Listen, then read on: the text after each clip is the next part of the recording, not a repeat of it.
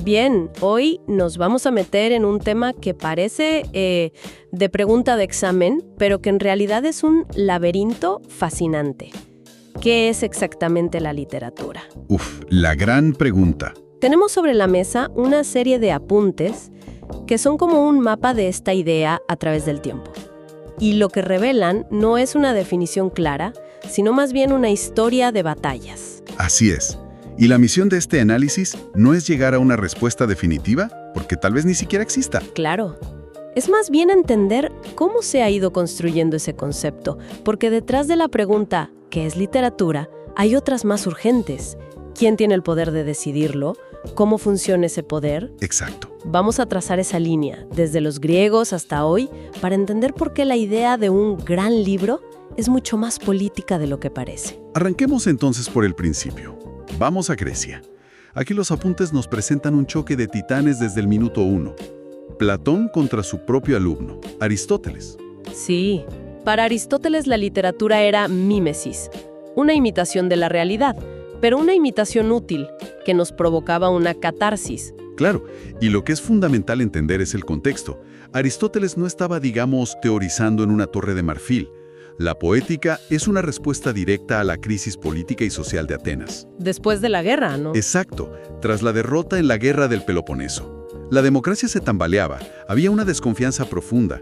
La catarsis de la tragedia, esa purga de miedo y compasión, no era una terapia individual. Era algo más grande. Era un mecanismo de cohesión social, una forma de procesar el trauma colectivo en el teatro para no desatarlo en las calles. Una especie de válvula de escape controlada. Mientras tanto, tenías a Platón que quería expulsar a los poetas de su república ideal. El gran enemigo de los poetas. Los acusaba de ser mentirosos, de alejarnos de la verdad. Pero aquí es donde los apuntes señalan una ironía tremenda. Platón, el gran enemigo de la ficción, era un escritor extraordinario. Totalmente. Es la gran contradicción. Platón usa las herramientas de la literatura para atacar a la literatura. Es buenísimo. Sus diálogos son en esencia pequeñas obras de teatro. Tienen personajes, diálogos afilados, tensión dramática. Construye una obra maestra literaria para argumentar que la literatura es peligrosa. Una paradoja que nos persigue hasta hoy. Sí, esa desconfianza hacia la ficción, a menudo expresada con las armas más sofisticadas de la ficción misma. Entonces, los griegos nos dejan esta batalla. Pero esa discusión de alguna forma se apaga durante siglos, porque llega una fuerza que lo redefine todo, la idea de un único texto divino. Exacto. Durante la Edad Media, el concepto de literatura como creación autónoma, no existe.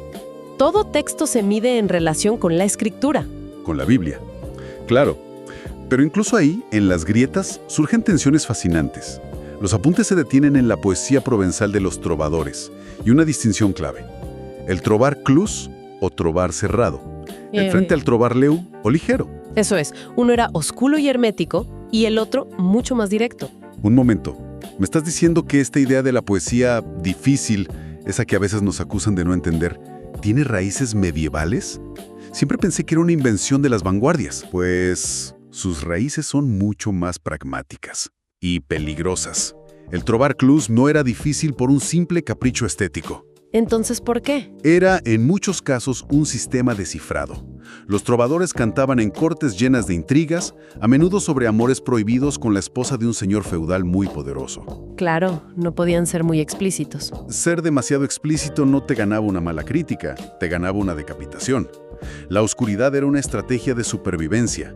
La complejidad poética nació, en parte, del miedo. Eso lo cambia todo. La complejidad como un camuflaje.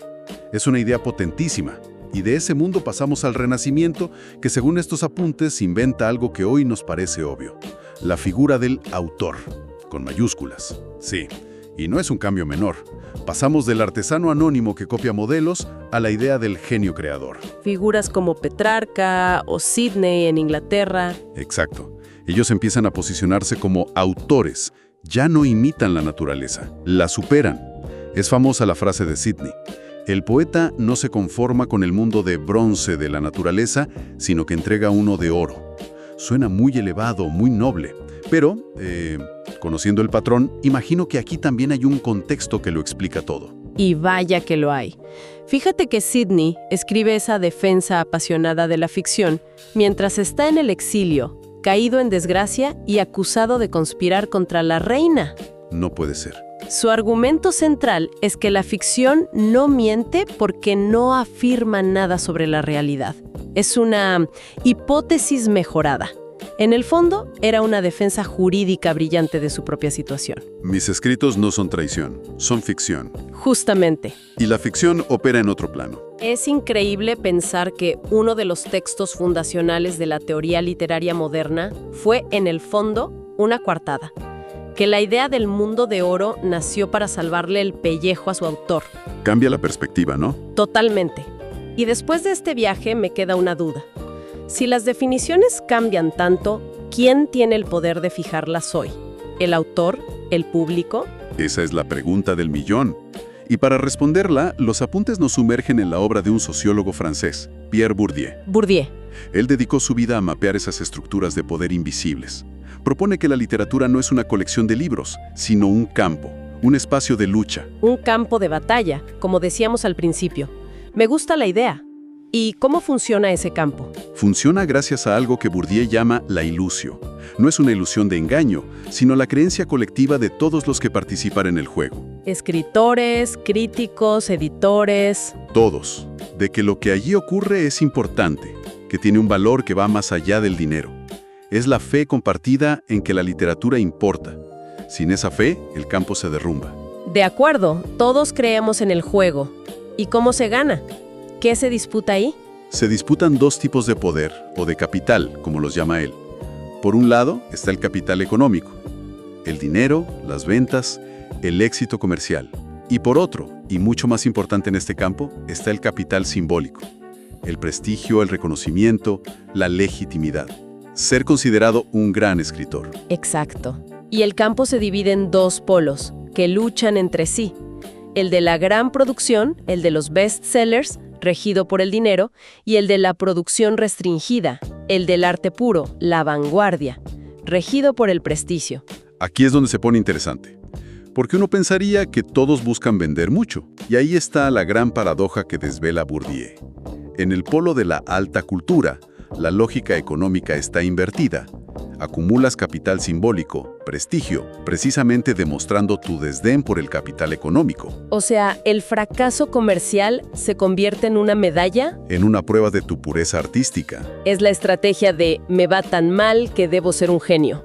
La pose del artista que sufre en su buhardilla, incomprendido por las masas. Exacto, pero no es solo una pose romántica, es una estrategia de posicionamiento muy eficaz.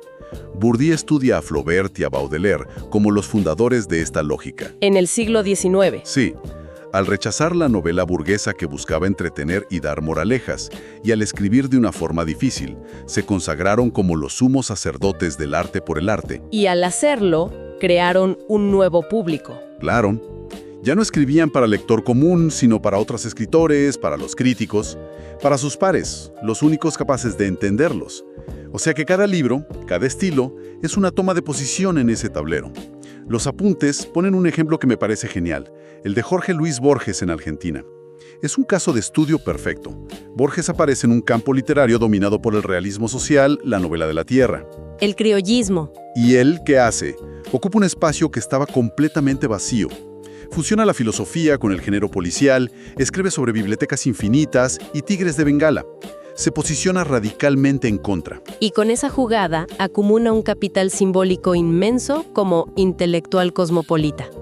Redefine las reglas del juego. Por completo. Lo que nos lleva a otra pregunta clave. Si el valor no está mágicamente dentro del libro, ¿quién lo otorga? ¿Quién decide que Borges es un genio? Según Bourdieu, el valor es conferido por las instituciones consagradoras del campo. Pensemos en ellas como si fueran bancos de capital simbólico. Las editoriales de prestigio, los premios, las universidades. Exacto. Publicar en cierta colección o ganar cierto premio es como recibir un préstamo de legitimidad. Te consagra. Y esto activa lo que se conoce como el efecto Mateo. El efecto Mateo. Al que tiene, más se le dará. El reconocimiento atrae más reconocimiento. Suena bastante despiadado, De hecho, los apuntes usan un término muy fuerte: violencia simbólica. Es un concepto central. La violencia simbólica es ese poder que logra imponer significados y hacerlos pasar por naturales. Cuando el campo define qué es la buena literatura, generalmente la compleja, la ambigua, Al mismo tiempo, y sin prohibir nada, está excluyendo a quienes no tienen las herramientas para apreciarla. justamente. Es lo que pasa cuando alguien sale de ver una película de arte y ensayo y dice, no entendí nada, y se siente un poco mal, un poco ignorante. Ese sentimiento no es un fracaso personal, es el sistema funcionando. Es la violencia simbólica diciéndote, este club no es para ti. Claro, precisamente. El gusto no es innato, se educa. Y esa educación, el tiempo para leer, el acceso a una formación, es un capital cultural que está desigualmente distribuido. El gusto se convierte en un marcador de clase. Y esto conecta con otras críticas muy potentes al canon, como las del poscolonialismo o el feminismo, ¿no? Directamente. Edward Said, Ellen Sixous, todos preguntan lo mismo desde distintos ángulos. ¿A la voz de quién le estamos dando valor? Y todo este sistema, este campo de batalla que parece tan establecido, sigue funcionando igual hoy. Los apuntes sugieren que estamos en medio de un terremoto. Sí, el campo está en plena mutación. Una de las sacudidas más fuertes viene de la tecnología. Por ejemplo, el crítico Franco Moretti propone algo que llama lectura distante. ¿Lectura distante? En lugar de analizar un puñado de novelas canónicas, usa la computación para analizar miles y miles de libros como si fueran datos. Busca patrones, la evolución de los géneros. Espera, ¿convertir 100 años de soledad en un set de datos? Suena a sacrilegio para algunos. ¿Y qué se descubre así? Patrones a gran escala, invisibles para el ojo humano. Por ejemplo, cómo el modelo de la novela británica del 19 se exportó y adaptó en Japón o en la India. Moretti diría que la vieja crítica literaria es minúscula. Claro, se enfoca en muy pocas obras. La lectura distante intenta crear el primer mapa global del sistema literario. Pero claro, plantea preguntas vertiginosas. ¿Cómo puede un algoritmo detectar la ironía? Y no es la única ruptura. También se menciona la ecocrítica. La ecocrítica argumenta que la forma de la novela tradicional, centrada en el drama psicológico individual, es completamente inadecuada para representar problemas como el cambio climático. Porque es un fenómeno demasiado vasto, sin un protagonista claro. Exacto. No cabe en esa estructura. Exigen nuevas formas de narrar. Y a esto le sumamos la literatura digital, donde el texto ya no es un objeto fijo, sino un proceso interactivo. Después de este recorrido, la idea de literatura como algo estable, como una estantería de clásicos, queda completamente demolida. Es un concepto en disputa. Es más bien un software en constante actualización, lleno de luchas de poder y de estrategias de supervivencia. Pero la conclusión más potente que se extrae de estos apuntes no es paralizante, sino todo lo contrario. Entender cómo funciona el sistema es liberador. Sobre todo para quien escribe. Te da una conciencia estratégica. Te permite entender que la escritura es siempre un juego doble. Necesitas jugar el juego para acumular capital simbólico, para que te den una voz. Para que te escuchen. Pero una vez que tienes esa voz, puedes usarla precisamente para dinamitar el juego desde adentro, para traer al centro temas y perspectivas que estaban en los márgenes. Nos dejan con un misterio, una especie de fantasma. Ah, sí. El segundo libro de la poética de Aristóteles, el que estaba dedicado a la comedia, se perdió para siempre. Exacto. Tenemos una teoría fundacional sobre la tragedia, sobre lo que nos provoca miedo y compasión. Pero nuestro análisis clásico sobre la risa es un agujero negro en el centro de la cultura occidental. Es increíble. Y eso nos deja con una pregunta final, casi una ucronía. ¿Cómo sería nuestra sociedad, nuestra forma de entendernos, si ese libro perdido sobre el poder de la risa apareciera mañana?